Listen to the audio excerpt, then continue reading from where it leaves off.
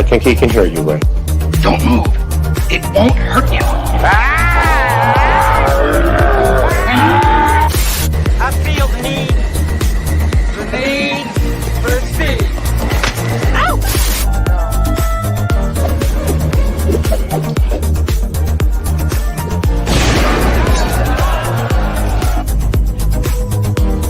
So together we're the Three Amigos! Primary, stop. What happened? Are you okay? He's slimy. Is it getting hot in here? Is it just me? No, go past this. Past this part. In fact, never play this again.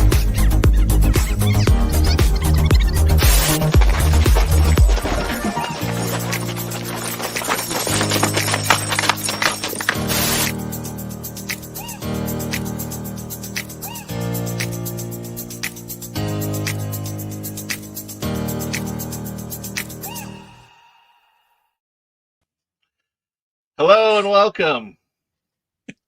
How are you doing? Oh, I've had better days, but haven't we all? Oh, poor Beard. Thank you for joining us tonight. This is going to be a very bare, stripped down, raw version of After the Weekend. Yes, all that innuendo, and it's fun. Yes, we have learned just how much we rely on JT when the worldwide security outage takes down his computer. And we have to just kind of wing it on our own. Yeah, JT isn't here due to Microsoft and CrowdStrike. Ironically, I work in cybersecurity, and I'm entirely fine. Yeah, that was a whole weird situation, but here we are. And that's why I am here, because JT is out due to technical issues, and even though I've kind of stepped away due to some health issues, I didn't want to leave my buddy Beard here hanging. It was gonna, if you weren't here, it was gonna be a nightmare of unpreparedness. Whatever preparedness I had fell through, and no other guest. It would have just been me awkwardly talking at the camera. Well, I wouldn't have let that happen to you. I know you had some plans. They did not work out in the time frame that you had, unfortunately. But we're gonna wing this like the Iron Man movie and just have fun talking about it. Yeah, so today is when I discovered that there's a reason that on my own channel I don't make thumbnails or make plans. I just start the stream and go with it. Because as soon as I start having to like make plans and think, oh yeah, I can make this happen, and then I start looking up, oh, wait a minute. I have to jump through A, B, and C before I can even get to D. You know how much I like D. I feel really bad saying this. Do you actually have your own channel? Because when you say your channel, I just assume I'm like, oh, he finally feels like After the Weekend is his. I love it. Yeah, I actually started streaming video games on Beard of Liberty. And you never like shared it with me in the chat in our little private chat. I've shared it out publicly a couple of times, but I guess not directly to you and JT. Wow. Whoops, sorry. Surprise. Sheesh. Yeah, no. Don't worry though. I won't yell at you like JT yells at me. The other night he dropped into my chat and goes, hey, you never show up whenever I'm streaming. I was like, thanks, buddy. Yeah. He's a good man, though. He's in chat to defend himself, but you know. Yeah. I was gonna say we see him there. We should probably say hello to the chat. I'm gonna get probably a message from here in a minute. Say hi to the chat, everybody. There's my lovely wife.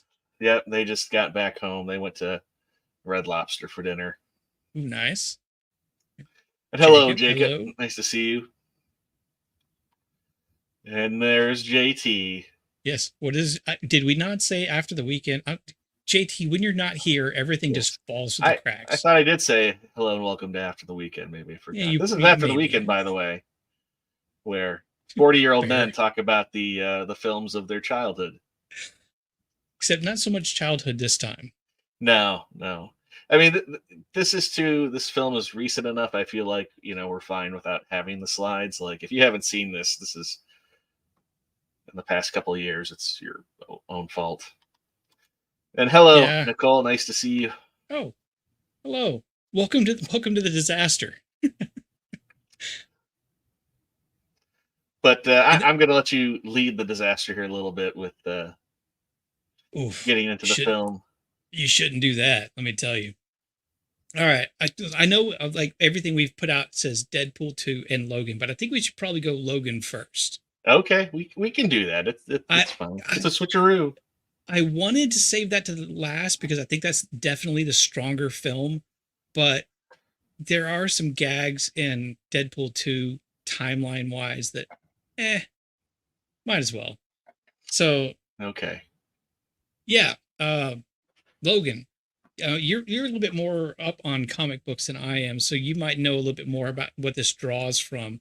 Yeah, I know a little bit about it, but if you want to kind of fill us in on some of the comic book origins. It's kind of funny is this film kind of is kind of drawing from half of the same book that it seems like the upcoming film, the other half is going to be drawing some inspiration from, and that is the Old Man Logan comic book by I want to say it was Mark Millar wrote it, and I can't think of who drew it, but it was I think a 4 or 6 issue miniseries. It's pretty good, but Logan is essentially truly an old man at this point, and the villains have taken over essentially the U.S. and in the book he gets hit up by a blind Hawkeye to go on a mission and make some money, and it's kind of interesting too. There's a map of the country and how it looks, and like California is owned by the Hulks. So Hulk and She-Hulk got together and had like a big giant inbred redneck family. Yeah, the inbred Hulks. I remember my buddies telling me about inbred Hulks. There's I want to say there's Pym Falls where Hank Pym's Giant Man died, and we actually see that in the upcoming Deadpool and Wolverine. We see a dead Giant Man, but there was also I feel like there was Hammer Falls is listed because there's where Thor fell, and his hammer, he died in Vegas, and so his hammer's become a tourist attraction. But yeah, each kind of area is kind of ran by a particular villain. There's been a bunch of different kingpins who run like Vegas, and the Red Skull's the president. But they don't really get into that side of it. That's kind of the more it's comic even book way side. Worse off than what we see in the movie. Yeah. But that kind of desolate landscape is there, and all the X-Men are essentially dead too in Old Man Logan. I mean, because in general there was this company that was what's his name, Caliban was a mutant that's a mutant tracker. Yeah, as he says in the movie, he's a glorified truffle pig, like he can sniff people out. Yeah, and he helped them track down mutants, and they basically eliminated them, but not to actually wipe them out, but to take their powers, put them in other, like to breed them into children, and then control them, which is kind of what we see thematically with Deadpool 1, is they were trying to take mutants and create soldiers out of them. Days of Future Past kind of take that a little bit too, right? With Bolivar Trask and taking the genetic material from mutants and putting them into the Sentinels. They kind of talk about too, like instead of mutants being able to breed on their own, they're the ones that are breeding the mutants and for their own purposes. Right. They're trying to. I mean, it's an extension of the Weapon X project, where they're trying to kind of create obedient. Yeah. Well, not necessarily mindless, but they're trying to breed out free will. I feel like I'm drawing a blank, right? They released a virus, right? Didn't they? That it essentially 25. This film takes place in 2029. We'll mention, which it's only 5 years away. It's funny how far in the future it seemed when this came out in 2017. Yeah. But it takes place 2029, and there have been no mutants born in the past 25 years. Yeah, I don't remember if that's actually really explicitly said. If it is, it's not made very clear that they released something that kind of tamped down the mutant gene But some of a lot of them were picked up by this corporation. I forget the name of it. That's actually trying to Alkali Technologies. Yes. So they're trying to like harness the powers and weaponize them. But also some of the X-Men, as you mentioned, that were dead or are dead, we find out happened at an event where one of the earliest times where Charles kind of lost control of his abilities. Yeah. And I think that's one of the best parts of this movie is that what happens when the world's most powerful psychic starts developing a sort of dementia. Yeah. And that's a little bit from the comic book, but also unique to the film. In the film, hey Aaron, how are you? In the film, Professor X is still alive, Logan's still alive, and then Caliban, who was never, I want to say, an X-Men, but he's an X-Men character, are all alive, living together in Mexico, right across the border from Texas, nearby El Paso. In the comic book, all the X-Men are dead. And spoilers, if you haven't read the book, here's your warning. Wolverine accidentally is tricked into killing all of the X-Men, and it breaks his spirit and his will to live, and even tries to commit suicide by laying his head on a train track and trying to be decapitated by a train. Then this one, they flip. Probably was something we're going to see in the new movie. In this one, it's flipped to Xavier. Yeah. Actually just a year prior though to this. So there was still a lot of the mainstream characters, but yeah, he's getting dementia and he has an outburst, and it kills everybody but Wolverine because of his healing factor. There's a lot of there's just civilians that die. They call it I forget the location, but there's a specific incident. This Westchester event, right? Yes, Westchester event. Because they say that a bunch of people died, but they specifically say including 7 X-Men. Yeah, which that's enough number to wipe out basically whatever core X-Men are, despite what generation you might be looking at. And you kind of get the feeling that it is the core X-Men in the sense of like, it was Cyclops, it was Jean, it was Storm, it was Colossus, Beast. I mean, throw whoever else you want in there. Nightcrawler, that you could throw in there. Angel. Let's go with that. Let's go. With that. Yeah. But I'm just saying, like, there's definitely easily you can throw some core team members in there and just allow you to imagine it for yourself. But that happens, and they're treating it with medication. They're essentially kind of like tranquilizing him throughout the day. You basically have to, because and let me just say this. I'm going to get this out of the way right now. I think that this is probably my favorite performance by Patrick Stewart ever. Is that because you hear Professor X drop F-bombs? Well, it's not just that. He does it really well, and not to it sounds kind of like I'm like punching back at you by like trying to make it sentimental, but having worked with people with dementia and had several family members fall victim to it, his behaviors are like, the way he portrays it is spot on. Just that the certain like moments of confusion once he realizes what he does, like later on at a casino, and he apologizes for it as he's being wheeled out. I mean, it is such a good portrayal. Both him and actually Hugh Jackman, I think this is probably my favorite performance from both of them.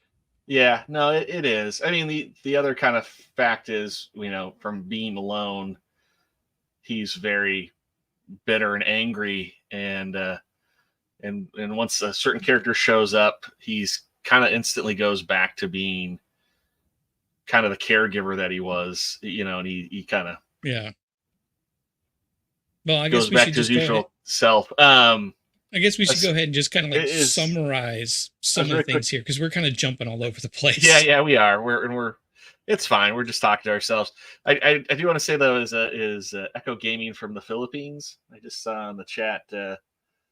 the Filipino flag there. Oh, okay. My wife's that makes Filipino, sense with the good morning. and my in-laws who are visiting just recently came back from there to come visit us. So Awesome. I'll give a shout out there if that's if it is what I think it is. But yeah, so that's what's going on. They're keeping Xavier in a like a knocked over silo, like the top portion of it, and which the interior gives the kind of like Cerebro vibes, but like broken down, kind of like his own mind. It's kind of like a ferrite cage would be a good way to describe it, to kind of try and keep because that's what Caliban says. He's like, I thought that room was supposed to protect, like block his mind. He's trying to read me. Yeah, I can tell he's trying to read me, and then too, like you can see, like it. I mean, because he's like, there's cracks in it. We got to fill it up, and it's all cracked open, and I mean, when we first see Professor Xavier for all these movies, as good or bad as they were, Patrick Stewart has always been good as Professor X.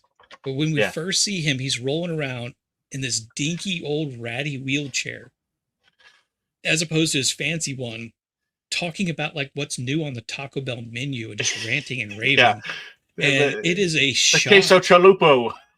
Get it with beef chicken, the biggest thing of the year. Now while supplies last, and he's got like the old man, like almost like Mr. Burns hair too, where it's like it's growing out in the back. But you see this withered, decrepit Professor X, and then Caliban, be on your best behavior. Oh yeah. Mother-in-law's watching. I can only imagine what she's saying. She's probably telling like other family member to watch for more people to jump in.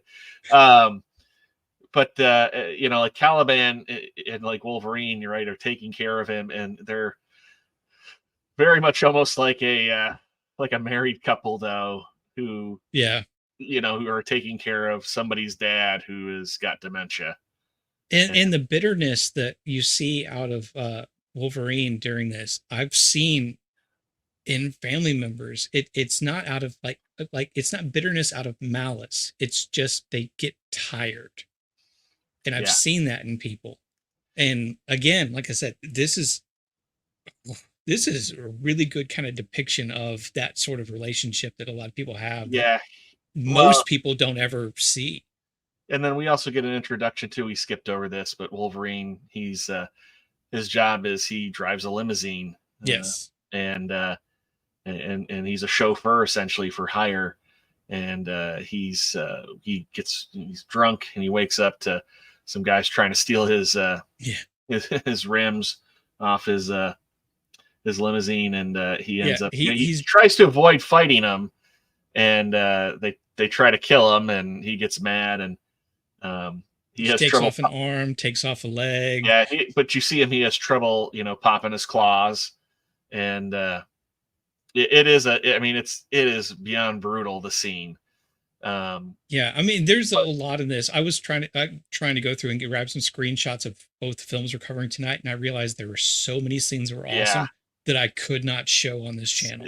It's tough.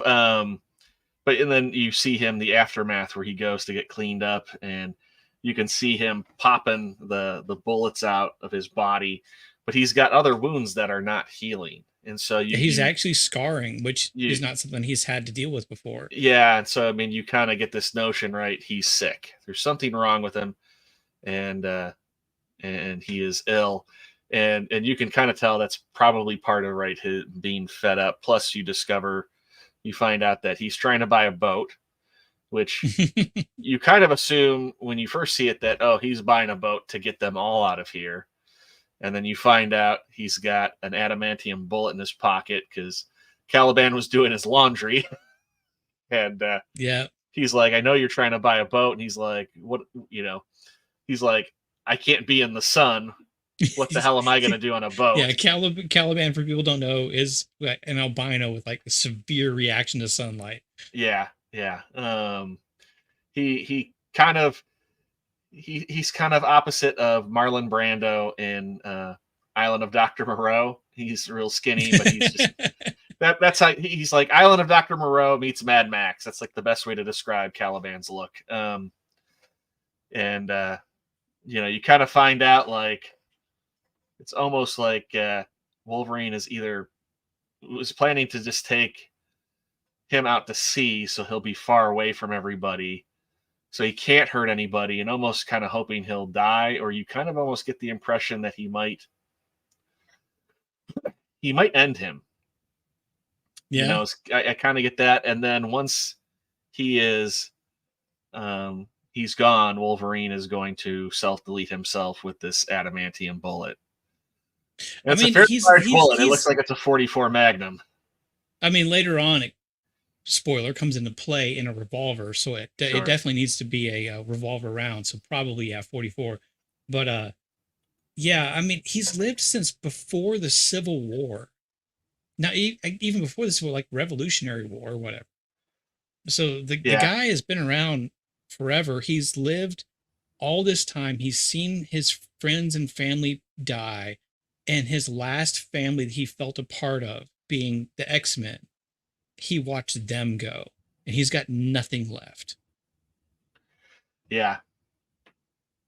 I mean, when you stop and really kind of looking at it and thinking about it all, it's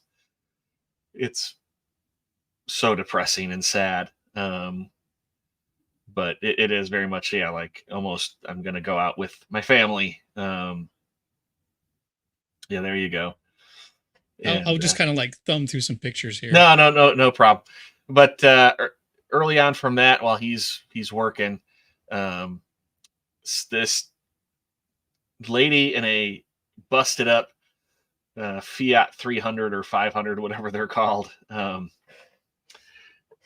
she approaches him at a cemetery, and she's like, "Logan, I need you," and he's like, "Shut up," Yeah, like, he just wants to be a normal person. He doesn't want to. He doesn't want to be Wolverine. He doesn't want to fight. He doesn't want to be the Wolverine anymore.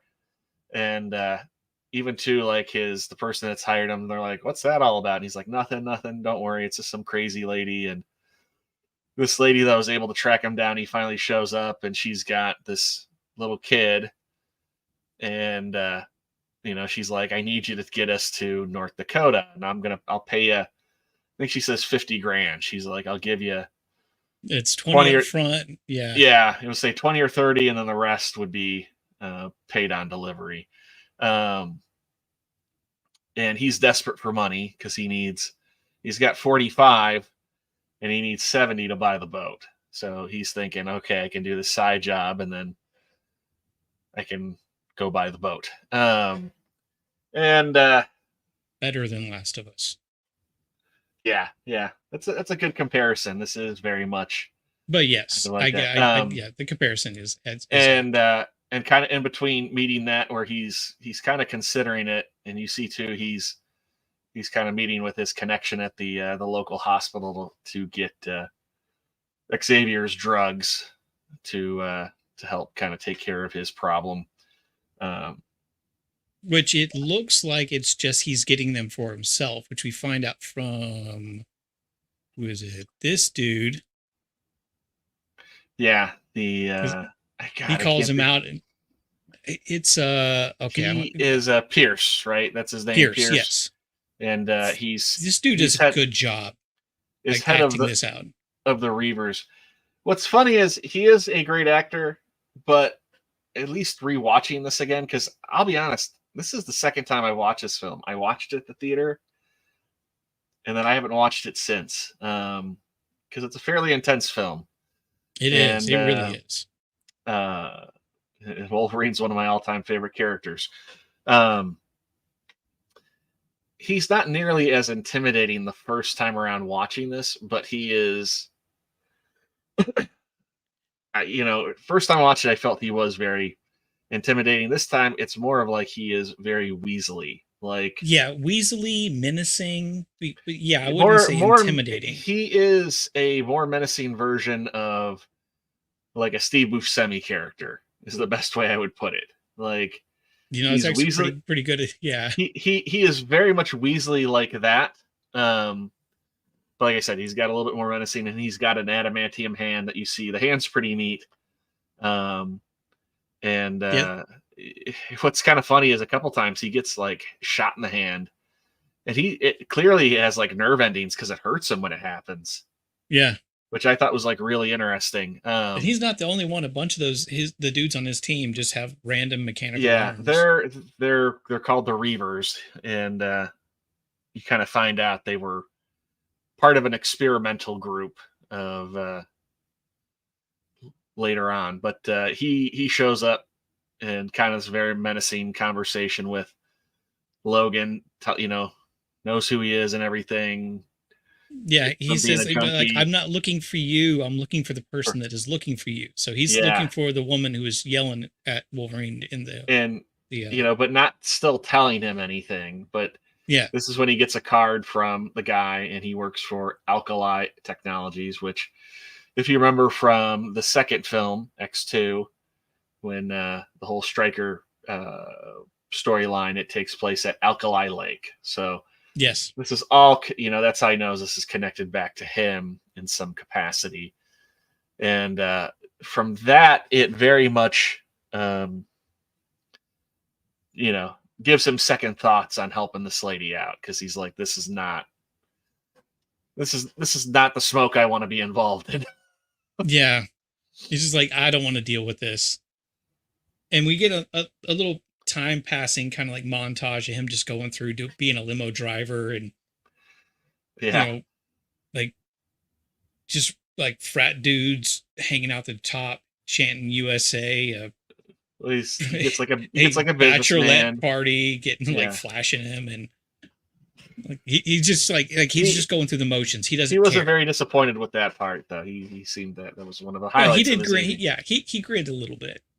And then too, like you see him, he's got reading glasses on, and just how old that actually he is. comes after when Caliban hands a bottle of pills to him and says something about you can't read it. Like, that's right. Yeah, Professor, he didn't get enough of this, that. He's acting like it's the actual medication that the Professor X needs, and he mentions something like you're not healing as well, and your eyesight's not good because that bottle says ibuprofen. Yeah. In the first scene that you see him with actually reading glasses, he still has a tag on him. Yeah. Like he just came out of like CVS with him. It's such an old man thing to do. I mean, it's just funny to see. From that, right. I want to say he gets back to her and he finds her dead. The lady that had contacted her name was Gabriella, and he finds out he was a nurse at at this Alkali, and they were doing stuff to kids, and during that time too, the girl, her name's Laura, she snuck away in his limo, right? Well, yeah. She stows away. Gabriella let a bunch of the kids out because they were supposed to basically be eliminated or whatever because the experiment put to sleep was over. Is what they said. Yeah, put to sleep. But she got out with Laura in the comics known just as X-23. But in this universe, apparently all the kids were X-23 - something. But yes, Laura here, she stows away in the trunk. Yeah, and these kids too all have mutant abilities that they've given them, and she happened to get Wolverine's, which he kind of finds out like genetically she's his daughter. Yep. But I mean, in short, the Reaver guys show up. Yeah. Well, we skipped over this too. Professor X was like talking to Caliban saying, I'm talking to somebody. I've met somebody. And they're like, oh yeah, that's right. They're like, he's hearing things because again, there's no mutants. Yeah, they think he's just crazy. But when Laura shows up, he's like, this is who I've been telling you about. This is who it is. He's so thrilled. He knows who she is. And she can only speak Spanish too. So And he's like And half talking to her in English and half talking to her in Spanish. It's really funny. She doesn't actually speak a word herself until 1 hour and 37 minutes into the movie. Yeah. And when, she's revealed that she was hiding in the limo, like 2 minutes later, Pierce shows up to get her back, and she whips a pipe at his head. Yeah. Well, first of all, they send like 3 dudes in to get her, and you don't see what happens to them. It's just him. It's just him. Yeah, that's right. Because they whips the pipe at his head, and they go. Caliban goes to dump him, and then he wakes up. Yeah. Wolverine sends him to go dump him, and then come back, and he wakes up, and then there's a whole like caravan of military vehicles, and they come to the compound, and Wolverine too is like, I want nothing to do with this kid, and he grabs Xavier, loads him up into the limo, and Xavier's like, what about Laura? And he tries to book it without her, and he gets stopped. Yeah. And I mean, there's several instances throughout this film that it makes it very clear that his is, as much as he acts like he hates the professor, Professor X is his only concern. Yes. As much of a burden, and frustration, he is still very loyal to Professor X. And which again, that goes back to what I've seen in people who are dealing with family members with dementia. It's one of those, like, you hate. It's a weird thing that you can both hate and love somebody at the same time, because you understand that they're not really themselves. It's weird. I mean, anybody who has had to deal with that watches this will absolutely see it in how these characters are portrayed. Yeah. And so they get there. They're holding Caliban hostage. They've got Professor X and Wolverine hostage. We don't know at that point that Caliban was hostage, because he says, he tells Logan, I left him in the same ditch you were going to dump me in. That's true. I mean, the entire film, Logan never knows that Caliban survived that moment. Well, he finds out later. He does, but he is. We'll skip over it. He's held hostage because they know they find out he can track. He's a tracker, and they don't find out that he used to work for him, so that's where that comes in. Yeah. But so he ends up sending 3 guys in, and like one of these guys looks like Chuck Liddell and James Bautista had a baby. I guess especially just this big hulking mass of testosterone goes waltzing in there with like they've also got like the Mexican police with them, so he's got like 2 federales with him, but he goes waltzing in there with like it's this thing to like bind her by the neck and her arms behind her back, and she takes all these guys out, and she finally comes out, and he's like, all right, Laura, come on. He's like, what do you got there? And she chucks the severed head of the baby Chuck Liddell head. You gotta really love that X-23 reveal. Oh wait, no, that's not the right one. I'm sorry, it's the same actress. Isn't that Cheetara from Thundercats? It's the same actress, but no, that is definitely not X-20. I mean, child actors are always a gamble, and maybe she worked so well in this because she didn't speak for an hour and a half into the movie. What's funny is too, like, there are some little kids that from an early point in their life, they've always got like a pissed off look about them, and this little girl has that. Like I have a niece who, for a long time, she grew out of it probably around like when she was like 4. She always just looked upset. It was the funniest thing. Like her normal face, she looked really disappointed with you. She laughed and smiled and everything, but just like her normal face, it was the funniest thing. Yeah. And that's kind of how like this girl has. She is like, she always just looks pissed off. Yeah, she's got a good angry face. And she comes out and she You can tell though Pierce is terrified of her because he is like after he knows shucks the head. Yeah, he's like Laura. He's like, come on, calm down. You stay right there. And she just keeps at him, and these, his men go after him along with the federales. And she, she goes full Wolverine in the sense of like, like what you saw in X2 with like the guards. Like she just eviscerates these guys. Plus, she's got the instincts. And then you find out too, she's got a claw on her foot too. So there's a couple times like she'll get pinned by somebody and she'll extend the claws out on her feet and like kick into the back of them. I do appreciate they didn't use that too often because it is a little weird. It can be like done poorly, so they only do it a couple times at the beginning and the end with the foot claw. Well, nice to see you too, Nadia. Yeah, she's in with the hot takes with Deadpool. Yeah. And Two sucks. Even Jacob's got her back there. I do agree that I am concerned. I'm a mix of excited and concerned with the new Deadpool movie because I do also lean a little bit towards that Hugh Jackman should have just ended with Logan. I think that was a great out. If they do it right, this can also still be a good out. I'm a little bit concerned because they bring X-23 back in the new movie. Well, I have a question here. Is that something that's advertised with this film? Come see it in 4DX and find out why you get sprayed in the face?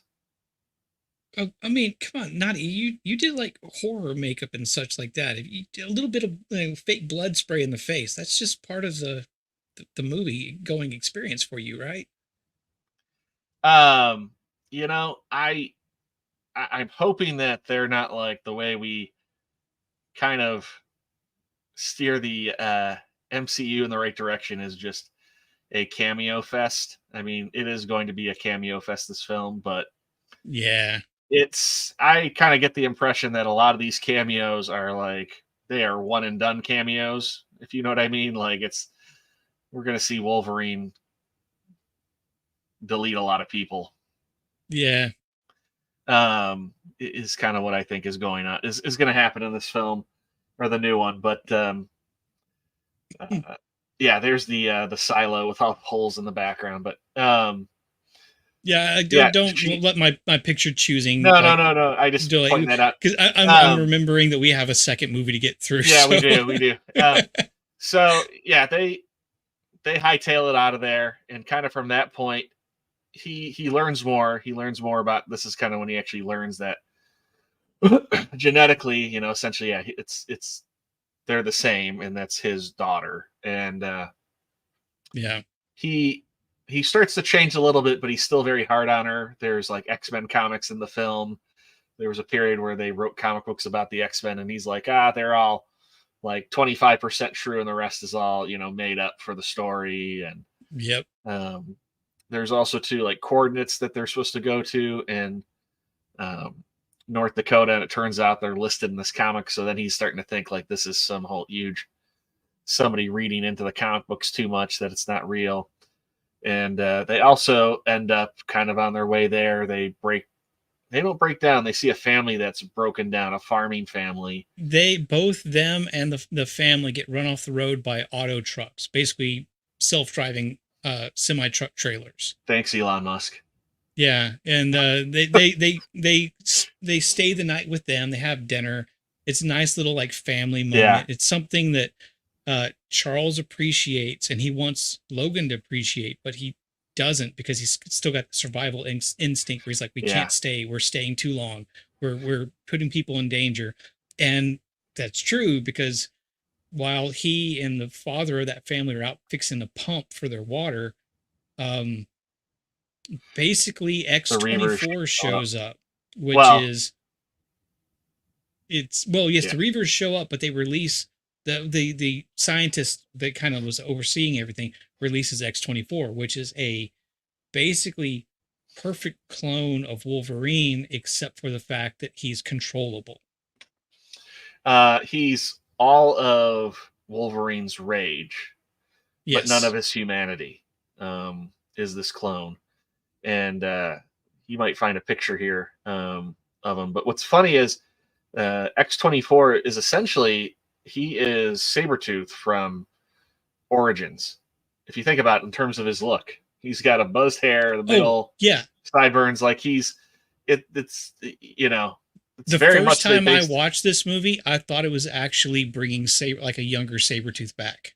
Yeah, and not because he looks more like that than he actually does look like Hugh Jackman as Wolverine. He does. But Sabretooth kind of had a more feral side to him, and that's pretty much what X-24 is. And it's Dr. Xander Rice is the one that created him, which a lot of people were hoping that he was going to end up being Mr. Sinister, but was not. Mm-hmm.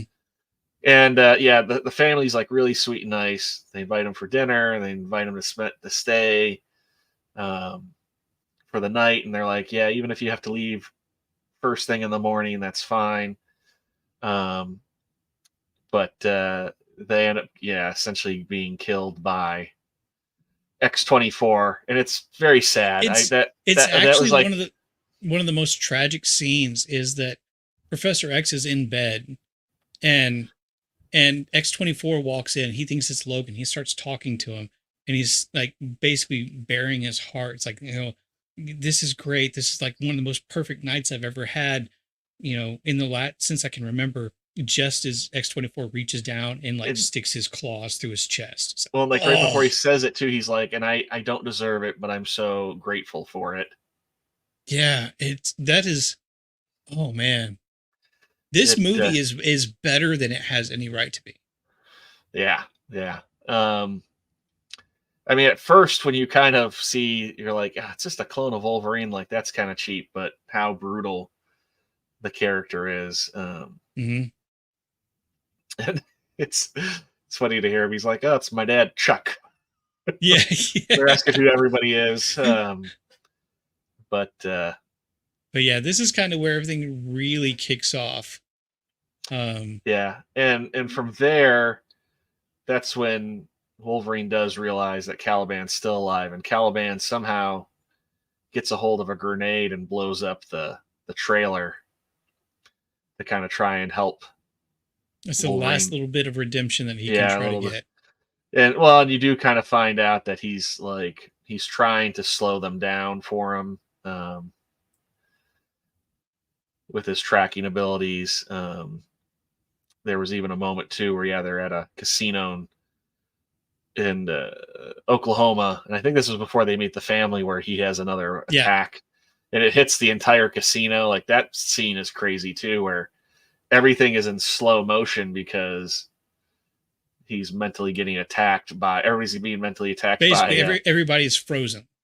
Yeah. Well, but some of these other characters that are there to try and find Laura, they're fairly big guys, they're fairly strong, and they're able to move. And there's Wolverine is like jabbing his claws into the walls of the hotel and like pulling himself to get closer and closer to the room.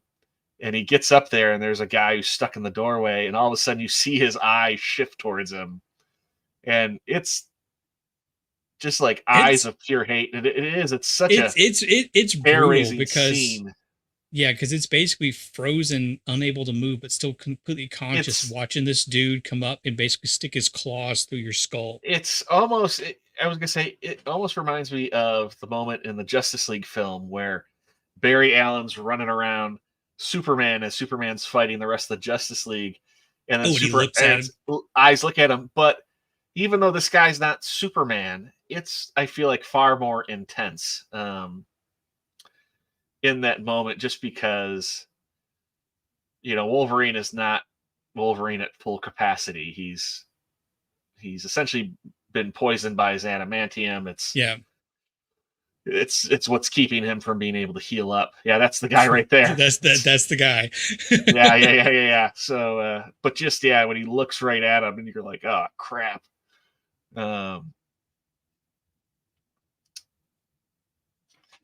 Oh, go back a little bit.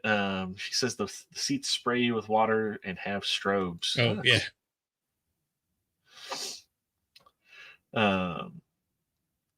but essentially, X-24 shows up, takes out the family, nearly takes Laura X-23, and very severely wounds. I'm trying to find the picture. Logan, who then is basically dragged to a doctor by Laura. Yeah, we saw him right there. There's the back of him, and he's like, "I've never met anybody like you," and he recognizes that he's a mutant, but he's still like, "Hey, you need to take it easy." Yeah, like you're not well. You need to have tests run, and he tries to help him, and just but due to what's going on, and try not to linger too long on the very violent scenes. You also have, kind of at that moment, they go to leave, and Laura is, you can just tell she's pissed at him, and he knows it too. And it's kind of the first time you actually hear her truly speak English, but they have like a big giant fight, and she's like swearing at him in Spanish. You can tell. Yeah, she's telling him to basically go here, and this is after he's already seen in the comic books where these coordinates are, so he thinks it's just complete crap. Yeah, and she's naming all these people as well, and he's like, "Those are just the people who created the comic book. They're nobodies." And you find out that they really are characters, and really what it is, the nurses named them after people in the comic book that were taking care of him. But she ends up driving because he's dying, and she basically convinces him, like, just pull over and go to sleep. And then once he falls asleep, she moves over to the driver's seat. Yeah, and so they get there, and he gets hoisted up the side of a canyon. That would have crapped my pants if I was him. Yeah. He turns over, and he's wake up halfway up the side of a canyon. Yeah. Utterly terrifying, but the kids mend them up, and it's all these like young kids. And like the oldest kid there, he's 13, maybe. It's Richter. This guy right here. Yeah, 12, 13 years old. And he's like, but basically, this is a rendezvous point before they cross the border into Canada to a place that's supposed to be safe for mutants. This scene very much reminded me of the third X-Men film, when Magneto was in the forest with his like forest fort, and the government shows up and Wolverine's there and everybody's fighting. I don't know if that was intentional or if it was just coincidence, but there's some drug that he offers to Wolverine, and he's like, "Oh no," he's like, "That'll kill you," and he's like, "Well, not." It's basically a drug that they would give to the kids to make them recover from the torture they put them through, but it also kind of like messes with your head. But they're giving it in small doses to help Wolverine heal, because his healing factor is fading because he's just been he's really old, poisoned by it's like mutant adrenaline would be like the best way to describe it. But he ends up the kids leave, they're going to go to Canada, and he notices that the Reavers are back, have found him, and he injects himself with like a ton of it. And which is I think is the closest we ever get to see to actually seeing Berserker Wolverine on screen. Yeah, I mean, it's he goes nuts. It's definitely again on par with X2 Wolverine in defending the mansion. I mean, because the kids, and this is like screenshots that I kind of wanted to show, but because it involves kids and they don't pull back on the violence, I wasn't sure about it. But the Reavers are chasing after the kids. I'm like, this dude gets shot in the shoulder, and one of them has freeze breath and smashes some dude's arm. It is brutal. And X-23, she's fighting, and then you just hear this off in the distance after it's like a minute or two after you see Wolverine inject himself. You just hear this like guttural scream, and that's one of my favorite parts of the movie. It's like, oh, you guys need to run. It's the same sound when Beard steals Bigfoot's breakfast. That's right. Or Bigfoot takes my breakfast. I'll yell that at him. Try me, Mr. Foot. Beard steals one of those apples stuck up high in the tree, for Bigfoot. Goes, takes it. But yeah, he goes nuts. He's kind of like resigned himself to like this is his last good deed. He Yeah. knows that this is And probably how he's going to go out. yeah, well, you kind of get the impression like because he does. He like takes everybody out, but I think like maybe 2 or 3 other people in X-24, and it even looks like he's got the upper hand on X-24, and then Pierce harpoons him in the leg, and X-24 gets the upper hand and kind of demolishes him. Because but basically by the time he gets here where everybody is, yeah, that medication is wearing off, and like he's back to being tired and old and not healing nearly as well. And I was gonna say, doesn't Wolverine shoot that guy too? Yeah, like he just like straight up pulls out a gun. Yeah, Xander, he actually ends up shooting him, and that throws X-24 into a rage because that's the only person X-24 will listen to. But the kids I like the fact that the kids actually get their own revenge. Yeah, get their revenge on him, and they suck him into the ground. That's pretty gnarly. They freeze him, electrify him, and choke him with grass. It's a weird setup, but I like it. It's fun. And then you have Richter, who creates a shockwave and throws the truck over on X-24. And you think he's done, and then he flips it back over. That part was utterly brutal. And then again, Wolverine is just everything's gone at that point. The X-24 grabs him.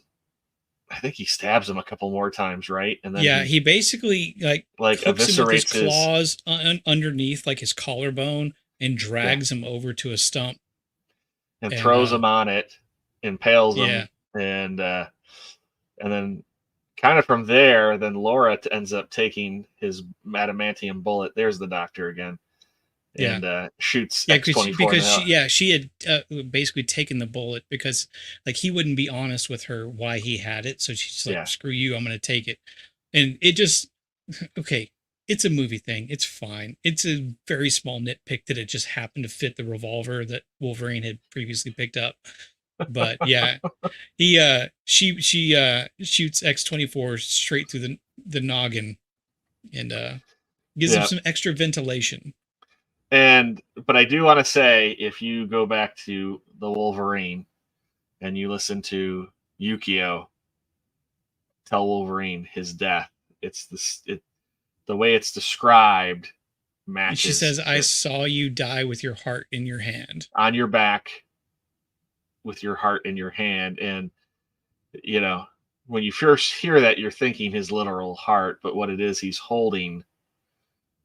He's holding the hand of his daughter's hand, and they bury him, and they first leave it as a cross, and then Laura changes it to an X on his grave, and that's how it ends. It's a great ending. I mean, as ridiculous as this is, being this over the top, violent superhero film, it's basically a Western. It is basically Shane, because they show that movie several times in the film. She even quotes it at it, after they bury him. But as ridiculous as this is, man, it's hard to get through it without, somebody cutting onions in the room. Yeah. I mean, I look at this and I definitely go, this is not in line with a lot of with the timeline, I feel like, of the other X-Men films. I feel like this is very much just a standalone story, like its own. Yeah. That's comic book, as you said. Yeah. But it's, it was a very terrific kind of grounded film, if you kind of look at it, even for something being set in the future. I think at this time, right, he was like, I'm done with the character. Let's swing for the fence, because it was the first time going rated R for Wolverine and kind of seeing him be brutal and violent. I mean, if Wolverine's going to go out, this is how everybody who was a fan of him wanted to see him go out. Yeah. Yeah. Well, and I think the fact that, doesn't feel like it's connected to the previous films too, kind of goes right for people who are probably not old enough to watch it. They don't need to see this film, and they can watch one of the other films and go, oh, that's the last time we saw Wolverine. That's fine. But yeah, So and I think too, I was going to say too, like, right, the fact that this is really just Shane, but with a superhero facade on it. Yeah. I mean, like, what do you think about when they do that with films? Do you think that is a smart thing? Do you think that's an overdone trope? Or I mean, this movie is a proof that it can work if done right. Sure. Because they obviously treated this like their inspiration. I don't want to say source material, but their inspiration, they treated that with a lot of respect. Sure. And I think that's really the reason that it works, because it's very easy to just basically copy and paste something, but put a mask on a dude and put him in yellow spandex and say, "Oh, superhero film." Blah blah blah. No, I mean, I think it worked well here, and I mean, I think it's one of those things. Depending on how you do it, if you just try to make it a reskinned version of it, I don't think that works. But if you're just inspired by it, and you might have some similar beats, but each film is its own, then I think it works. I probably should have asked this before we went live. Did you want to do the numbers together at the end, or after each? I'd say let's just do. We'll do the numbers for this film, and we'll just do the other one. I think the other film we won't take nearly as long to get through it. Yeah, there's not nearly as much plot in that film. No. But and I don't know if anybody is still here. There's apparently, according to Jacob early on, he said there's like 3 different Deadpool streams going on right now. So yeah, there's a lot of Deadpool. People are spread out and about. So yeah, we'll we'll do the numbers here. So here we go. 11, 92, 12. All right. So, and I'm usually the guy, not that you just spoiled it. I'm usually the guy that can't or has to guess, because I don't look at these things. But of all the things that I had to prep for this that I failed to, the one thing that I did prep and succeed at was budget and box office. Yeah. So I probably shouldn't guess on this one. I threw it together real quick just because I was like, I could do this, and I just spoiled it a second ago. But oh well, hopefully not too many people caught that and they were looking the other way. Maybe they were all going, "What's going on?" And depending on your source, some of the budgets vary. So yeah. There might be a little bit of window. We'll give people credit here if they get a guess in. Yeah. But I guess with researching it, let's put it this way: in your head, was it in line with what you thought, or were you like, "Oh, this is much higher. That was a lot lower"? I think I would say that it was a little bit, not much lower, but a little bit lower than I would have expected. When I looked it up, it's kind of where it was. I thought it was going to be, just because at this point, I mean, this is he is Wolverine. I couldn't imagine any less for them to throw out a film for it with the budget. And then I remember it did really well at the box office too. So I can't say that I knew what to guess necessarily there, but it was pretty close. But we'll just go straight to the numbers. So budget was 97. Oof. Though there is some reports that it might have been 30 million higher, but couldn't verify that 100%. And the box office was 619 million. So it did really well. There was definitely some Oscar talk with it, but I don't think it got nominated at all. I do know that there is a black and white version of this, I want to say, that they had a limited run, and it's on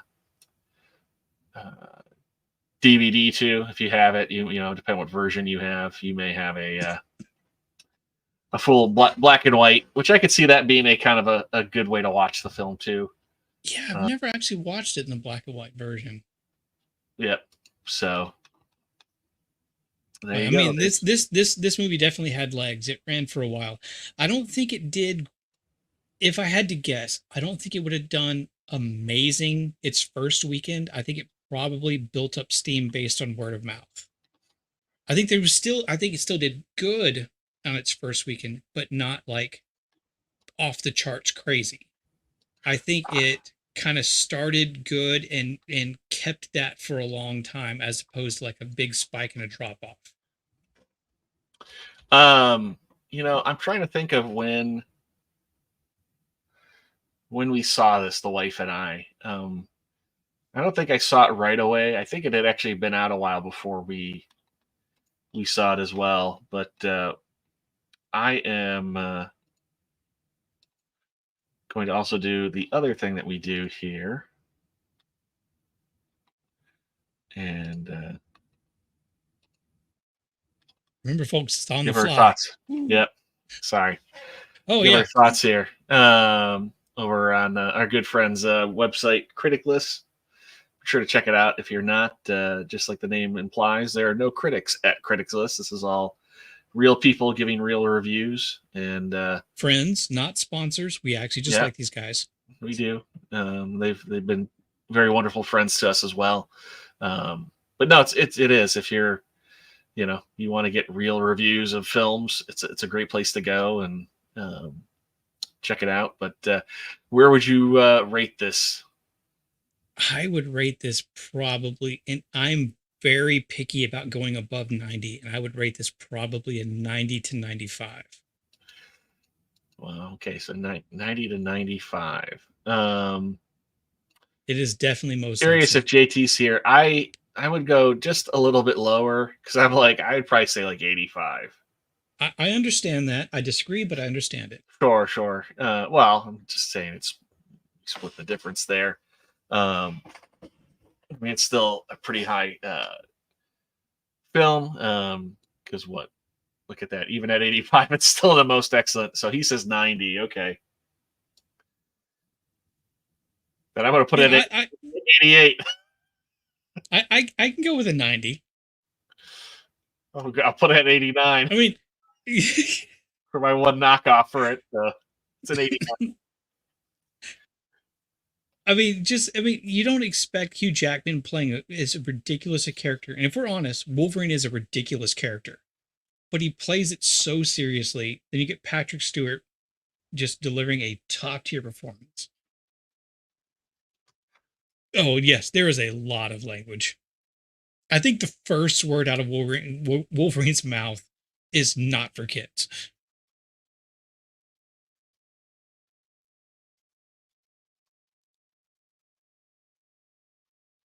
The most post-Patrick than honest. Yeah. A lot of violence, yes. It is brutal. It is brutal, but I don't think it's actually unnecessary violence. If that makes sense. No, but I mean, there's a ton of violence. What do you call that when you do have a limb cut off? Is there like if you lose your head, it's decapitation. What do you call losing a limb? Amputation. I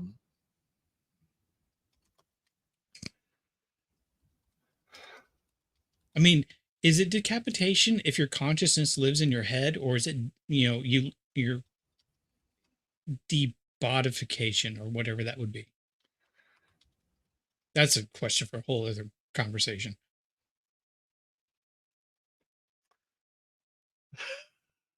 So the amputations in this film are sending the children of 3D printers to college.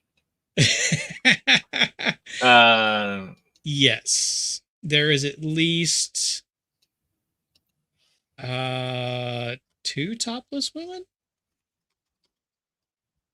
Well, you'd think I'd know this.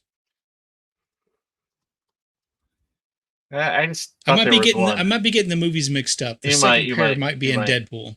It's the Bachelorette party. Yeah. He gets flashed. Political basis, none. Family friendly. No.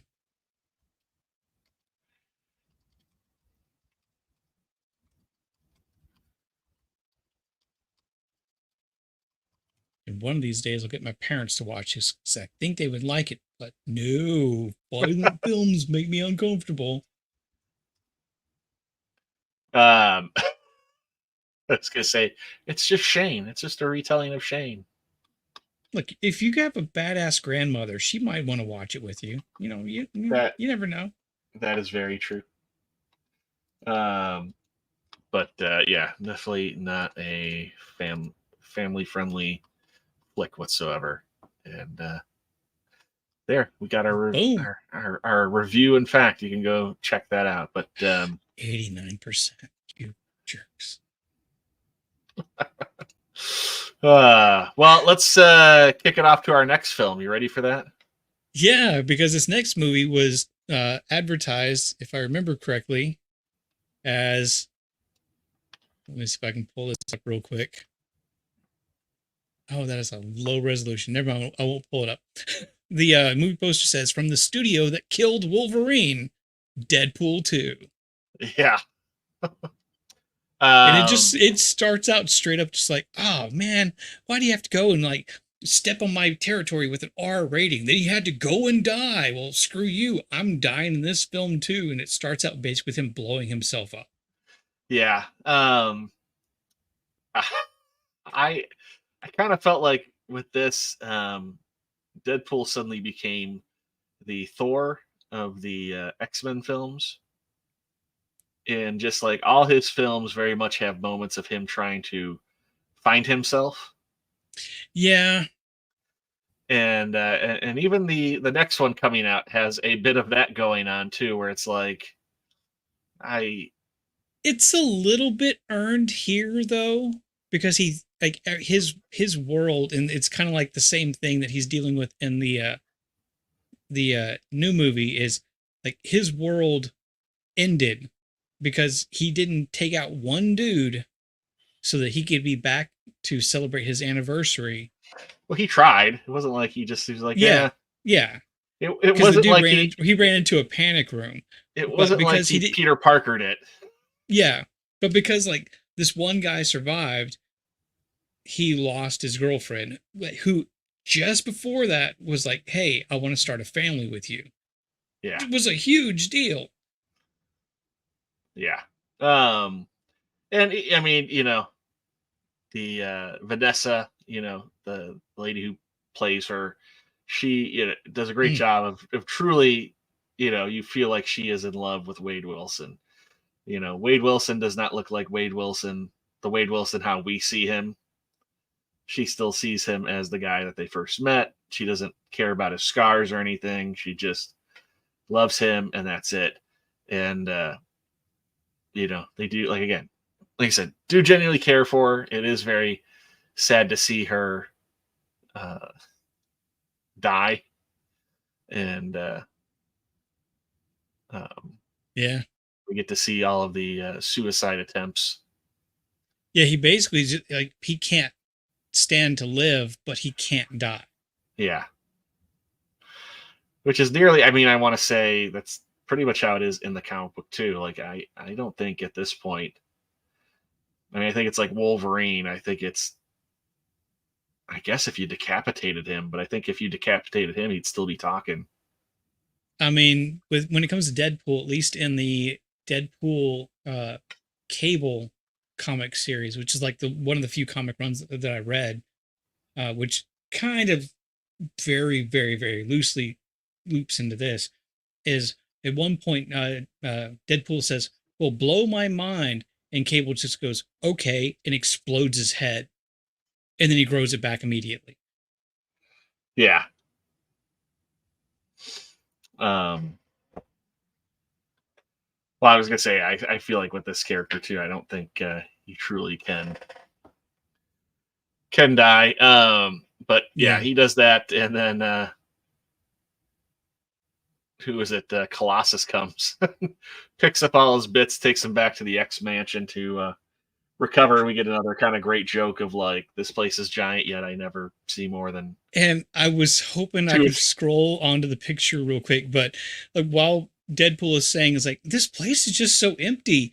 Like it, like behind him, you see the first class cast with like James Yeah. McAvoy and You everybody s- else sitting back you there, see- and Beast just leans over and like shuts the door so he didn't see him. I was gonna say you see McAvoy, and I think you see bald McAvoy. You see Beast, you see Beast. Quicksilver, and you see You see a young Cyclops and a young Storm, and see young- I think a young Nightcrawler.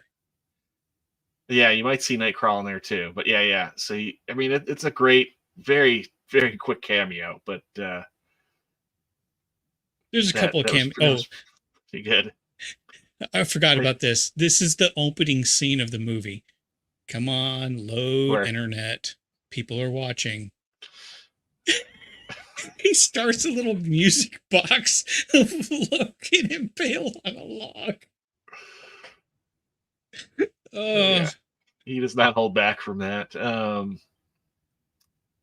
But anyway, But, there's actually not a ton of story here. I mean, No, I think there- it's good. It's not as good as the first one, but it's okay. Yeah, I mean, the first one, it's just like that first Iron Man film. I mean, it was lightning in a bottle, and it's very tough to recreate that. There it is, right there. You found it. Yeah. Yeah. But And essentially, he's basically got nothing left to live for.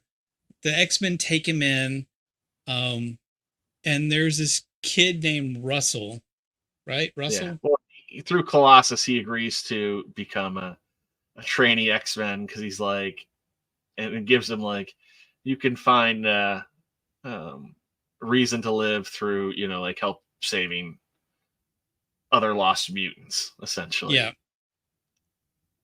And But, he's got like a crop top football Yeah. trainee uniform that they throw him on. But essentially, there's basically the dark version, the not good version of Professor X's school. That's the Essex House, which I think is a nod to, is it Nathaniel Essex, which is Mr. Sinister? Yeah. Okay. Yeah. Yeah. So I think that's a kind of nod there, which is kind of weird because in this movie, it's a place where they basically try to beat your mutant ability out of you, like torture you to like suppress it. It's weird. It's kind of like what Ajax did with Wade and Yeah. in the first one, Okay. though, where they essentially bring you to the edge of your life in order to get your mutant abilities to manifest. Yeah. But this one is slightly different because they don't beat it out of you, but more so it's almost like I forget what you necessarily call it, but it's like Catholicism in the sense of like, like I a mean, natural thing is evil, right? If we're going to use, folks, quote from the movie, the pray away the gay type of thing. Yeah, kind of like that. Well, there's even too like scripture though being mentioned with like the teacher, like like essentially I'm beating the mutant ability out of you because I care about you. Yeah. It's like I torture you because I love you. It's like, Yeah. do you? Yeah. But yeah, Russell there, he's what you call him, like Firefist or something? Firefist. Yeah. Like he can like shoot flames or like explosive fire or whatever from his hands. Kind of And like he's had pyro. He's had enough. And see Negasonic Teenage Warhead and Colossus and Deadpool show up, and they're trying to help him out and like get him under Yukio. control. And Yukio, which is a different Yukio than the one in Wolverine. different universe Yukio from what you see in the Wolverine. But yes, technically kind of the same person. But they try to get everything under control, and then once they kind of get him subdued, Wade leans in and he's talking to him, and this kid's like, they torture us and everything like that, and Wade's like, ugh. All right.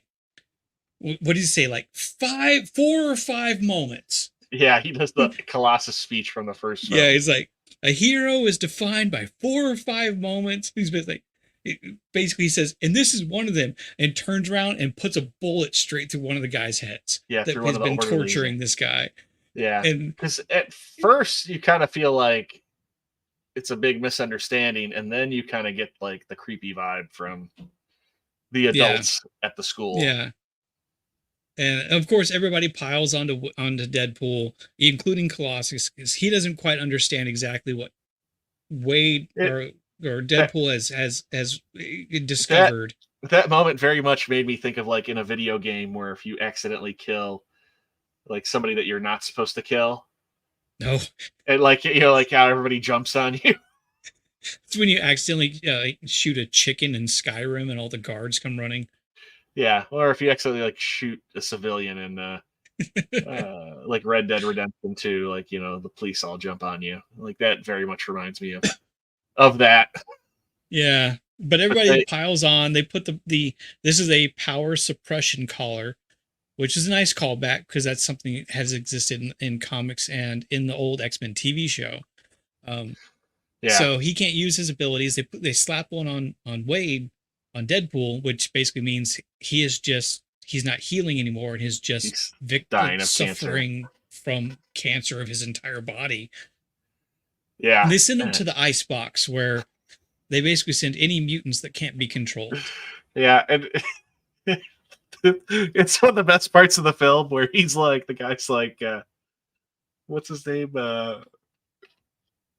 Hi, Black Tom Cassidy. Then he's like, hi, White Wade Wilson. White Wade Wilson, what's your power? Cultural appropriation? Yeah, there's a lot of fantastic lines in this, including like when the first time you hear a rumble in the building and they look down to like a specially blocked off area, and Deadpool just like, yeah, they say that they keep a big monster in the basement alongside with he looks right at the camera, alongside with a big bowl of foreshadowing. Yeah. So many good lines. I still love the White Wade Wilson. But yeah, they get thrown into basically mutant jail, and Russell here, he's like thinks he's teaming up with Deadpool, who doesn't really want to have anything to do with him because he doesn't understand how things are going. Russell's trying to be tough. Yeah, he's trying to be tough, and he's causing problems for the guy who can no longer heal. Yeah, and you find out, because he's like, we're gonna beat up the biggest guy on the first day. Show everybody how tough we are. And he does that with a pen that he pulls out of his prison wallet. And kind of right before that happens too, we get a flashback to Cable and Cable's time, and we see that he shows up. We don't know where, but I mean, it does kind of 2 and 2 together where it's clearly his house, and he finds that his wife and daughter has been murdered, and so kind of in a rage, you can see he kind of gears up, and he goes back in time, and that's all we kind of get. That's like his introduction there. Yeah, and the when he actually arrives back in their time, and there might be a picture here that if I scroll far enough I can find it, you just like see a couple rednecks sitting on the back of a pickup truck talking, and he like flies in the background. That's a nod to Tucker and Dale versus Evil, which is a fantastic slasher horror film, but it's only got half of Tucker and Dale. It's got Alan Tudyk in it, but the other person in there is Matt Damon, actually. Yeah, well, in an uncredited role. Yeah, it'd just be like it's two, stereotypical Southern rednecks, and Matt Damon is talking about, using a bidet along with wet wipes, and it's like how spectacular this is. Why would you just use toilet paper? Let me tell you, if you got poop in your beard, would you just get a paper towel and wipe that down and think that's good enough? No, you get some soap and everything. You get in there and scrub that. That's why you need wet wipes.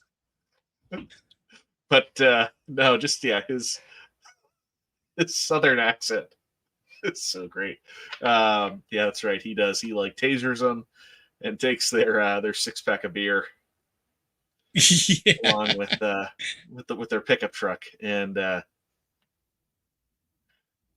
but yeah, I wasn't sure if that was necessarily supposed to be a nod to Tucker and Dale versus Evil, or if that was just more coincidence because Alan Tudyk was playing one of them. I looked it up today, and it's actually an intentional nod. Yes. Okay. That's somebody I am kind of shocked. Like Alan Tudyk probably could have played Vision, you know? Yeah. And for people who don't know, I've got a picture of Cable here. Oh wait, hang on, that's the wrong Cable. That's Comcast. No, that's a different Cable. Never mind, I've got it wrong. I've got it all wrong. Yeah. Now, what did you think of his look as Cable?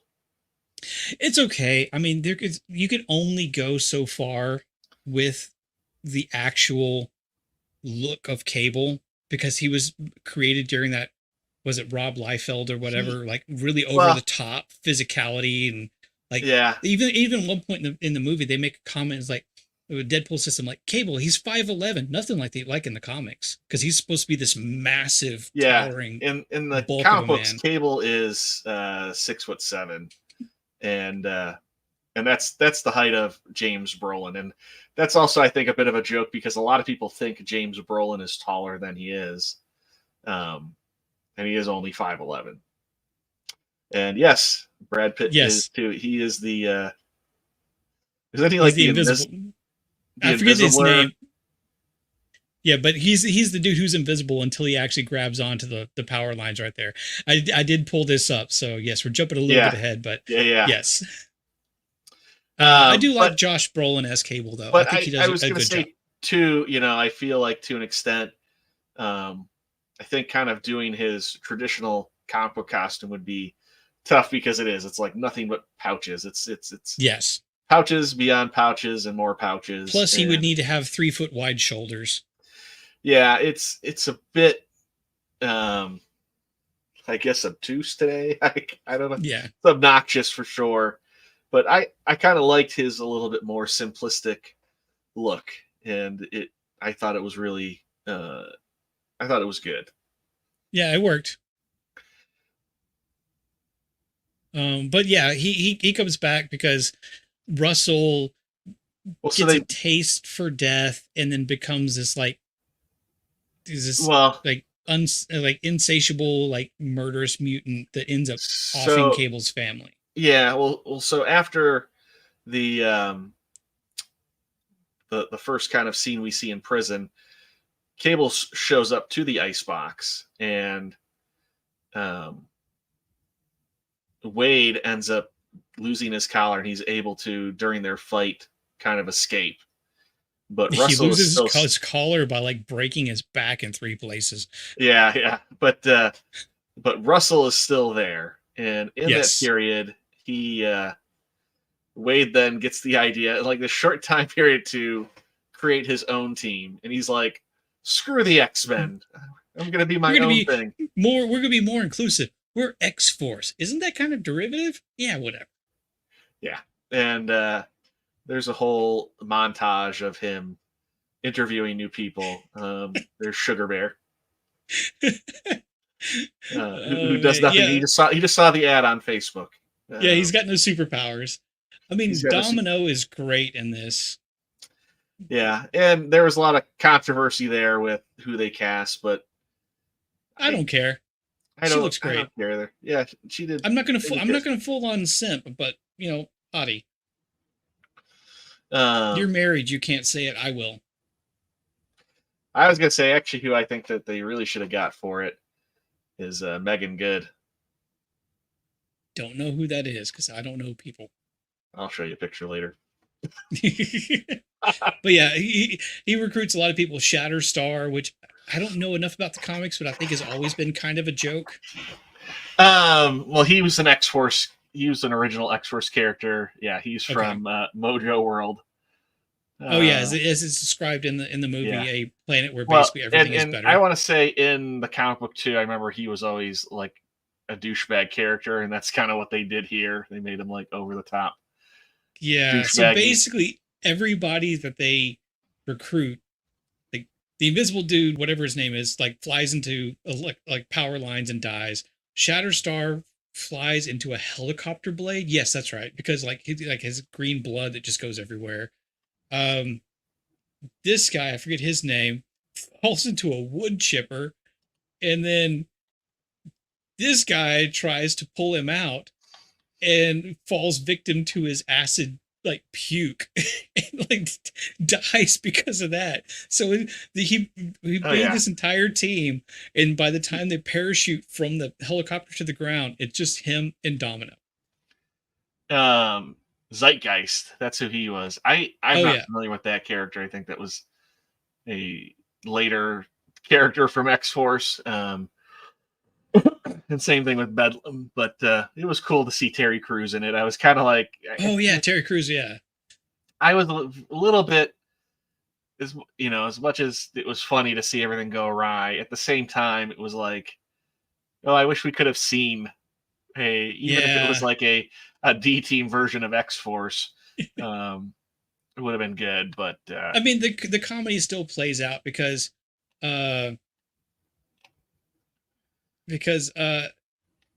like everybody dies except for Domino. Deadpool's riding a moped, a scooter, trying to catch up with this transport truck that's got Russell and a whole bunch of other prisoners in it.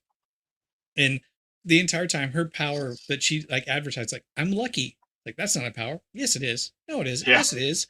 And like, she just like goes with the flow, and everything just kind of works out. So while he's like talking, like, oh, the team's dead. We can't do this.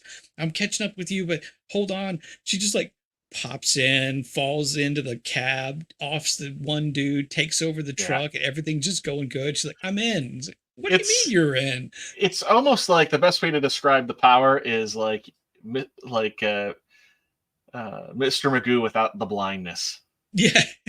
I mean, like that's really who Domino is. It's kind of like a passive version of the old definition of Scarlet Witch's powers, which is probability like alteration. Yeah. But done passively. Like Domino doesn't have to concentrate to do it. It just things work out in her favor. Yeah. Yeah. But then you get the whole battle on after everybody accidentally gets killed. You get the battle on the convoy, which something about that truck reminded me of what is it, the Truckapitter from or Truckosaurus Rex, whatever, from Big. There was that there was that big giant like truck that was like a giant centipede and truck together. Like that's what that thing looked like to me. But yeah, it's basically just a massive. I don't know if they ever say why they're transporting some of these people out of the icebox. I assume that it's probably because they're going to try to do something nefarious, because nefariousness always exists in universes like this. Yeah. But Cable shows up. They start fighting. Things kind of go to hell. Truck starts breaking apart. At one point, he like throws one dude like cell. Like it's basically like a 3x3 box you can stand up in, and like throws that at Deadpool. But in the middle of that, Russell, it's very much like in like the third X-Men film when they break everybody out on that. It's very much it's like that, just a bigger version of it. But ultimately, Russell, I guess, reaches into his prison pocket again. If you don't know what that is, don't search it. And like manages to get, I guess no, that's not when he gets his call off, but he manages to let out the monster in the basement, which is Juggernaut. And that's what we see here is Juggernaut just punches the ground and launches the truck up. And I want to say Juggernaut, it's either Ryan Reynolds is doing the voice of Juggernaut and it's the face of the director. I didn't look that up. Or it's the face of the face of Reynolds. Yeah, face of Ryan Reynolds, voice of the director, or it's flip flopped where it's Ryan Reynolds' voice and the face of the director is who they use for Juggernaut. I forget which it is, and I was trying to look that up, but I know it's one or the other. That's who Juggernaut is based upon. It might be Reynolds' voice, because that even CGI bigger, that doesn't look like his mouth.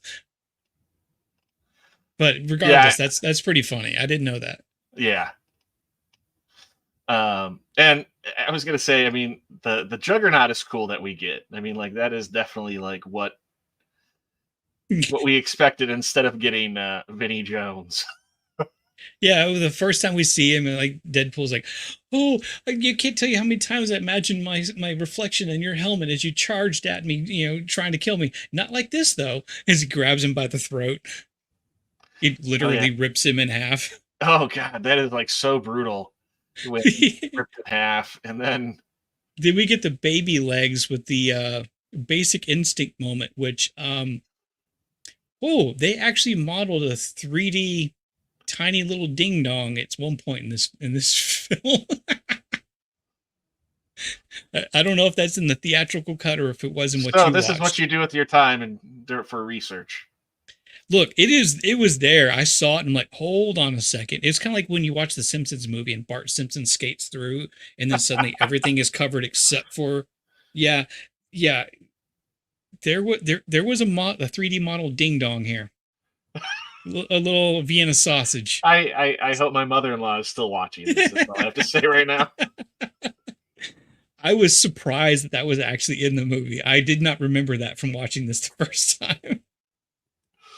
Wow. I really want. Was Kitty Pryde ever linked up with Spider-Man? I don't know. I don't think so. Kitty Pryde was always like just Colossus. That's all I remember. I don't know. I'm classic. I want to see. Well, thank you for joining us tonight, Mr. Anti-Idiotic. Yes, we approve. Thank you. But I'm kind of classic when it comes to Spider-Man. It's either needs to be Gwen or actual real Mary Jane, not any other. That's just who he needs to be with, one of those two. Anyway. Yep. Well, I was going to say from kind of that point, that's when Cable teams up with Deadpool, tells Deadpool why he's after Russell, who Russell is, what he becomes, and Deadpool basically is like, give me a chance to change him. Just give me give me a chance to change him. I know I can. And Deadpool basically, or not Deadpool, Cable gives him basically 30 seconds. You have 30 seconds. Gives him 30 seconds, yeah. And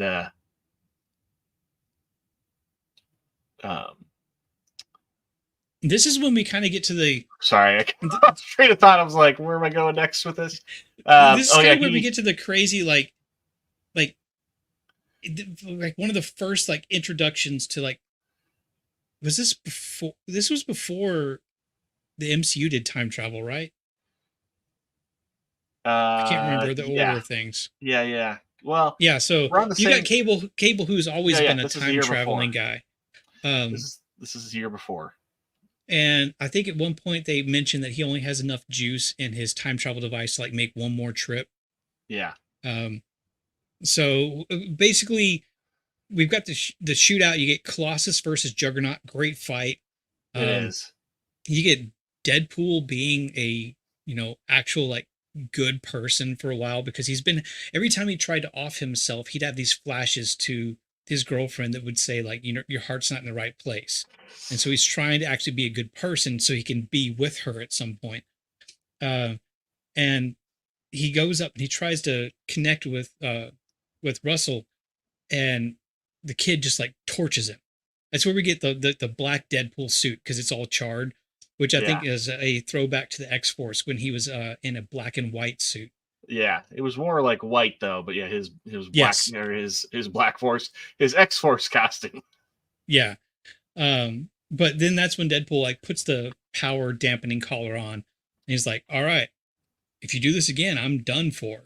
So it's a combination of his willingness to just or his desire to just be done with living, but also he's doing it for a good reason.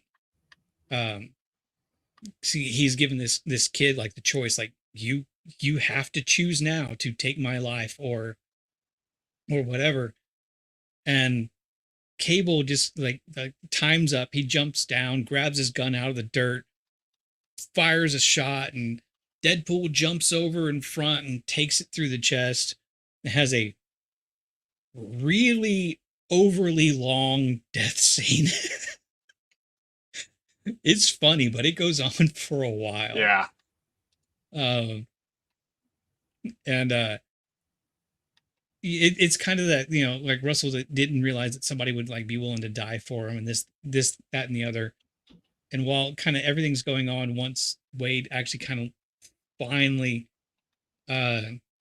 passes away. Thanks, JT. Thanks, Take care, JT. buddy. You see Cable, like the bear that he's been carrying with him from his timeline to his past, which is this movie's present. Time travel's weird, folks. The bear was all burned, but then it, you know, like comes back, like just returns to normal. So they've changed the future. So Cable's future is secure now. His family is alive. But then he decides to use his last little bit of time travel juice to go back and very awkwardly reach over and like pat Deadpool on the chest and slip the lead coin that he had taken from Deadpool earlier in the film that Deadpool had given to his girlfriend before her death. The We arcade skipped token. over a lot of things. Yeah, arcade token. Slipped it into his, like right behind his like bandolier that goes across his chest, like right over his heart. And so that time when the shot goes through, it hits the coin and Deadpool doesn't die. Yeah. Yeah, I mean, it's a little far-fetched, but you know. Oh, I mean, yeah, it's absolutely far-fetched. It is. I do like what happens, I mean, you could though. say, you could argue that Cable, being a weapons expert like he is, would have known where that coin was that he put in the suit and would have aimed for it because he had come back in time and had already experienced all that previously. So Yeah. it's not that far-fetched, but yeah, it's comic book logic. It's fine. Well, that and a arcade token would be tough enough to. Yeah, I mean, Just even stop like that. a heavy, thick lead coin out of it would not necessarily stop a 50 AE out of a Desert Eagle. No, not at all. But I like what happens next after he comes back and the headmaster gets run over by Dopinder. Yes. Yeah, he gets smacked and Deadpool's like, "Oh my god, I heard you coming for like 30 seconds. I couldn't keep a straight face."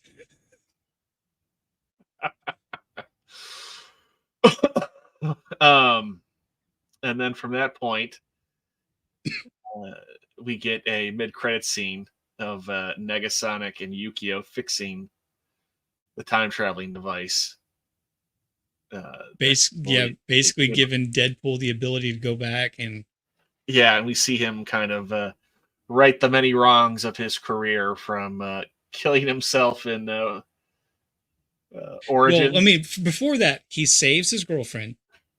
Then he saves, I forget the dude's name because he's just like the neighbor guy with the mustache. So he saves both of them. Sugar Bear. Yes, and then he goes back, and then you get the scene from X-Men Origins Wolverine, where Wolverine's like, "Wait, is that you? At least they found a way to shut you up." Then he just gets blasted in the head and falls over. And you see Deadpool from the movie lean out and go, "Hey, just don't worry about it. It's me. Just remember that, later on when your buddy Wade wants you to, I know you're going to hang up the claws and everything. You say you're done, but once your buddy Wade calls in and says, 'Hey, let's do another movie,' take him up on that." And the entire time he's like blasting the Deadpool from that movie. Yeah. Which is funny because then we get, we got the third movie coming out where they're actually bringing him back. And like you said, he actually went back and well, and then he stopped himself from doing Green Lantern. He kills Ryan Reynolds. Yeah, you just like see Ryan Reynolds look in the script, go, "Oh yeah," and it looks in it, and you just see Green Lantern, and then a bunch of red just goes, "Blah," and you hear Deadpool go, "You're welcome, Canada." Well, I was going to say we also don't see it, but I'm assuming he saves the other members of X-Force because Shatterstar does show up in the trailer of Deadpool and Wolverine. Oh, I missed that. I guess so. Oh, and I have to. Okay, this is going back. This picture right here. This scene is a shout out to X-Men Origins Wolverine, where before he got all of his like Deadpool powers, he was able to like spin katanas around and block a whole bunch of bullets. And he does that right here, but they still go through him because he doesn't block anything. Yeah. It's like, oh god, bullets go really fast, don't they? He also he ends up shooting Black Tom Cassidy, Cable. He makes the joke that he makes too. That I wish I could remember it. That's pretty good. Then him building a snowman. Anyway, yeah, this is a really hard movie to like actually say everything that happened, because ultimately the plot is much simpler than Logan that we went over first, but there's almost more that happens, but it's all kind of like ridiculous stuff. Yeah. Just because we're going over on our time here. I'll get this lined up budget. Yeah, we'll get it taken care of. I know this has been a long one. Yeah. The double features, you never really know how long they're going to go. Logan took longer than we thought we were going to do. Yeah. But yeah, it's one of those things. It is fun to watch, but overall you kind of go, it's not it has its moments, but I don't think I would put it above the first movie. Yeah, it's not above the first one. I mean, it's not necessarily a great comic book film, but it's hilarious at kind of how much it pokes fun at itself and everything else. Yeah. I mean, that's where it's a lot of fun. It's definitely too, again, this is more of I think a lot funner film to watch with a group of friends, especially, right, if it's your friends who are into all this stuff, because you'll laugh at it. It's especially more fun when you know the end jokes. You don't even have to be that familiar with some of the comics to catch a lot of the end jokes in here, and that definitely makes the movie a lot more enjoyable. Yeah. But how much did they spend? Well, I don't know if you remember when they did the first Deadpool film, right? It was a budget of like $55 million. Yeah. So that movie was a success. So I feel like that's a good hint to what they gave this film for its budget, or at least what to be aiming at for this film. I mean, I don't know if there's anybody here currently in the chat other than Mr. Anti-Idiotic, but if you have a guess, feel free to add it in the chat. Normally, I'm the guy that gets put on spot and has to guess, but I actually looked at this previously before we went live, so I have an idea, so it seems a little bit unfair. But just in general, life. This is R2 says 100 million budget. All right. And then what about box office? That's the question. Did it? I mean, it have was the legs that the first one did, or did it kind of like? Well, the first one was huge. Off. I mean, without giving a number away, I mean, usually these films where the first one was a surprise hit, the second one always usually does better. That's where they get you, though. Is it a big spike at the beginning, but did it drop off because people thought it might not be as good? Or did it keep running? Did it have legs? There's far more people now who are familiar with the source material. Yep. Right.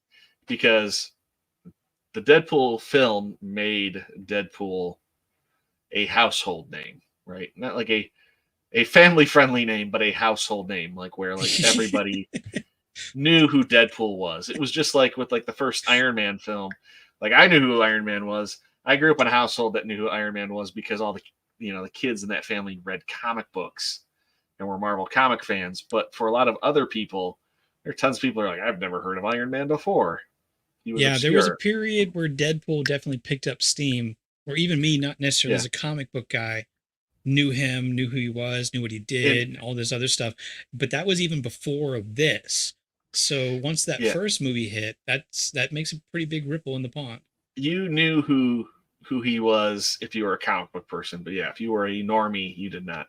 Well, my wife is the only one that's given any guesses. She says 100 million budget and 500 million box office, and I don't know why it double clicks on me like that. So budget 110 million and 785 million for the box office, which I want to say I think the first one did 500 million. Okay. Jacob got in considering chat delay, he probably got in right before. Yeah. I don't know. I mean, that's another good guess right there too. I mean, you guys are right in between there. But yeah, I mean, this had a pretty high box office. Again, it wasn't as good of a film as the first one. But I think it, with this one, because he became the full-on creative force, I think it was Ryan Reynolds kind of having more just fun with the character. Well, at the same time, I don't have the details here, but a friend of the channel, Joker Voice, remember when we were talking about the new movie coming up, he mentioned that basically the number of writers for Deadpool 2 like doubled or tripled. Yeah. So you definitely had a lot more studio intervention at the same time that you had Ryan Reynolds being the creative force behind it. So you have that kind of push-pull there. And they managed to work it out, because it could have definitely gone a lot worse. Well, with writers too, though, I kind of go, how much did each of those writers contribute? Because you might have just had people who I worked on, like 10 jokes for the film, and you're a writer though. So I'm almost assuming it had to, with all the writers, it probably was a lot of maybe that. I am, again, for this next sequel that's coming up, I'm hoping for it to be a little bit more solid storyline. Having fun, having fun like they normally do. But yeah. I mean, well, time will tell, right? But yeah, no, definitely a success. And with that, we're going to go to our last part here before we end it. And we're going to throw in our review over on Critic List.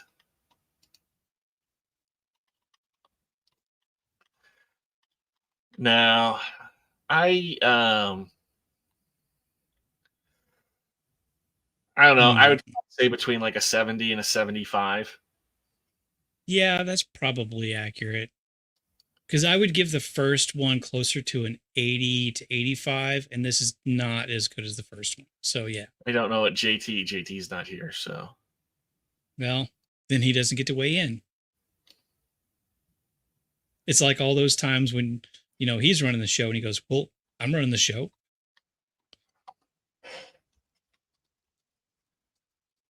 Oh, and we have to mention that they did release a weird PG-13 version of this film, where it starts out where Deadpool's reading a story to Fred Savage in the bed. Yeah, just like Princess Bride. I have watched that. Well, that was like a test to see would Deadpool be potentially more successful as a PG-13 character. Mm-hmm. And one, that's a hard PG-13 for one, even that cut of the film. Yeah. And and I don't think it did nearly as well. I mean, because I'll be honest, the first like 5 to 10 minutes of the opening of the film, there are huge differences, and it makes a lot of difference as far as like the tone. I'll even put it this way: like I remember I got that because I was real curious to see what the tone was, and like I'll put it this way: like certainly would not let my kid watch a PG-13 version of Deadpool. I wouldn't. I mean, I would let somebody until like they're in like their mid-teens watch it, in my opinion. I mean, he's just that R-rated of a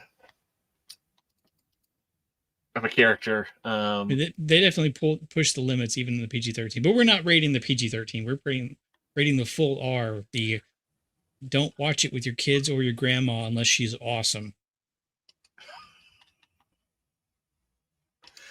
I would say it's right there in the middle. No bias. That's just going to be my response to everything. Have you seen the first Deadpool film? Family friendly? No. You're really putting that for everything. I love it.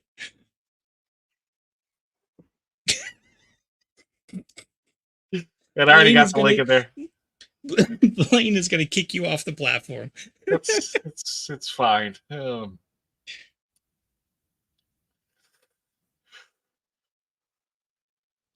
That works for me though.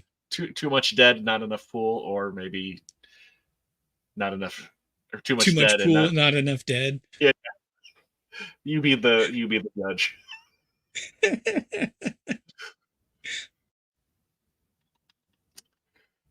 Political basis. White Wade Wilson. Enough said.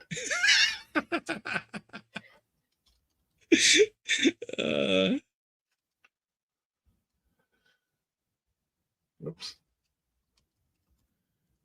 Don't worry. Just, people watching you type. It's fine. Oh, yeah, let me fix that.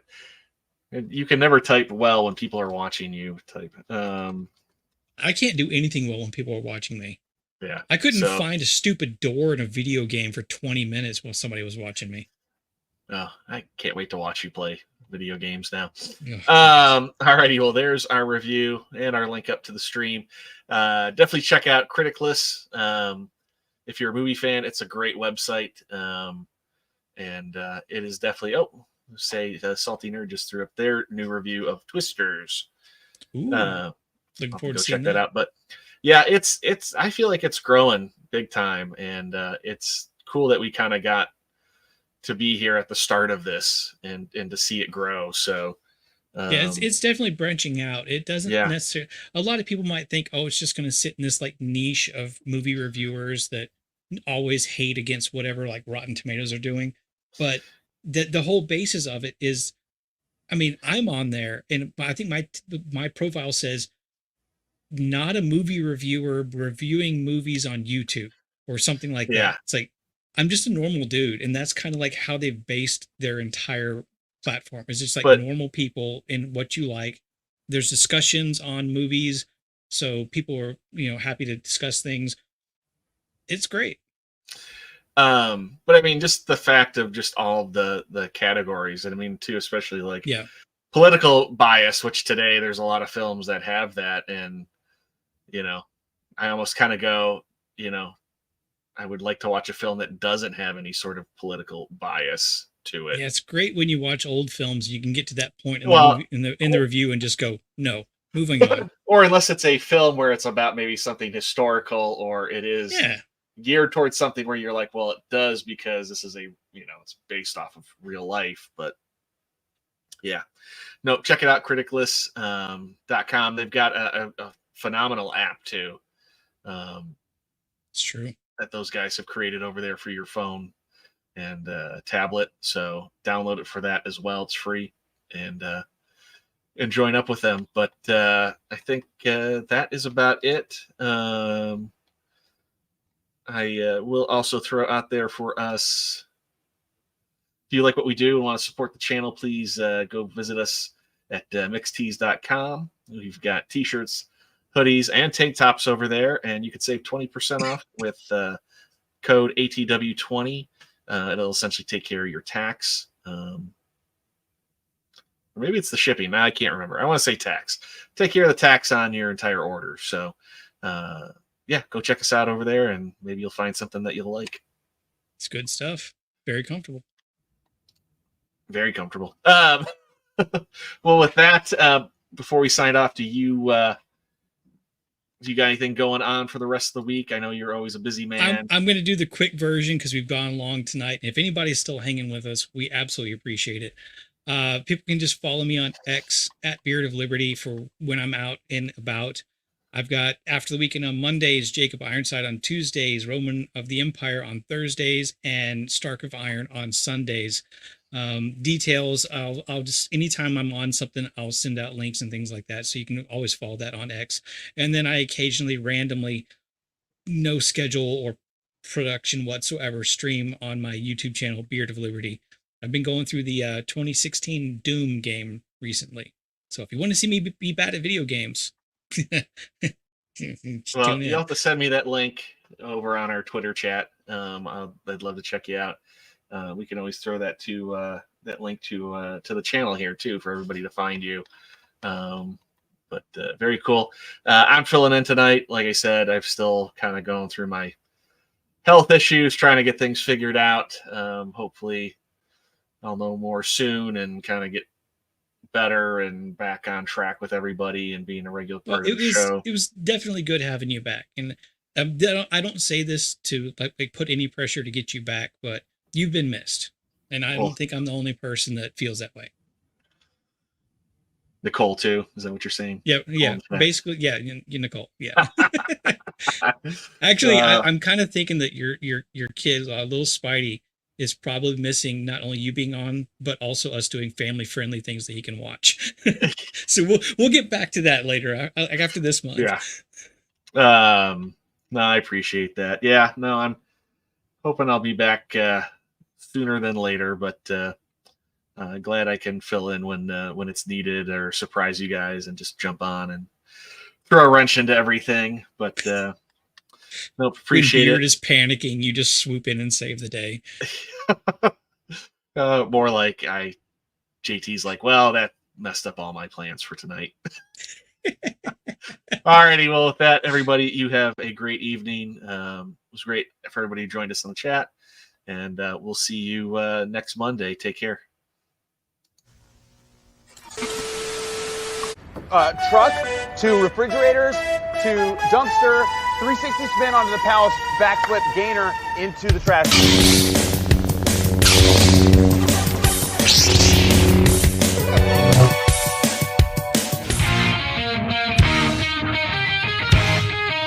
This is it, man. Big stuff. Just relax and have fun. Just have fun with it.